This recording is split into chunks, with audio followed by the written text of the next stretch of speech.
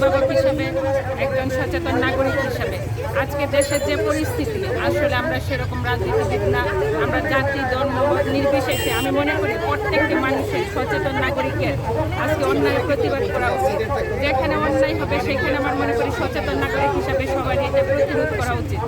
আজকে আমাদের বাচ্চারা ঘরে বাইরে কোথাও নিরাপদ নয়।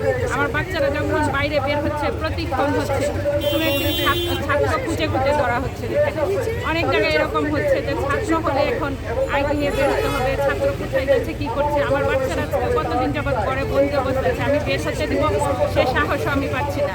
যেখানে ঘরে বাচ্চারা গুলি খাচ্ছে, ছোটো ছোটো বাচ্চারা যেখানে মামলার আসামি করা হচ্ছে, এসব বাচ্চারা কি কোনো আর্মস নিয়ে রাস্তায় নেমেছিল? নামেনি, তারা খালি হাতে নেমেছিল। আমাদের ভাই বোনেরা, আমাদের সন্তানরা ন্যায্য দাবি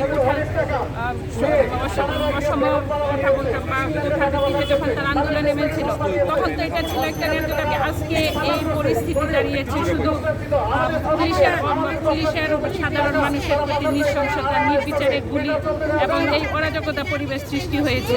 আমরা চাই আমাদের দেশে আবার শান্তি ফিরে আসুক, আমাদের বাচ্চারা নিরাপদে ঘরে ঘুমাক, বাইরে বের হোক, খেলতে যাক, স্কুলে কলেজে যাক।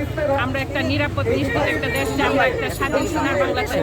যে স্বাধীন সোনার বাংলা আমরা পেয়েছিলাম, এটা আসলে মনে হচ্ছে এখন আসলে আমরা স্বাধীন হলে আমরা এখন পরাধীনতা তাই আমাদের মনে হচ্ছে যে যেখানে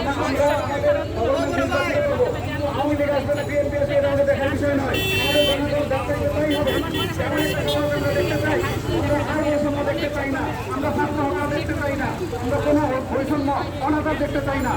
সবাইকে ধন্যবাদ এবং এই আন্দোলনকে আরো ধারণ করার জন্য আপনাদেরকে এবং সবাই তার সমর্থন করে রাষ্ট্রের পক্ষে এমন কর্মকাণ্ডের মাধ্যমে আপনারা এই আন্দোলনকে ব্যবহার করছেন। ইনশাআল্লাহ। আসসালামু আলাইকুম।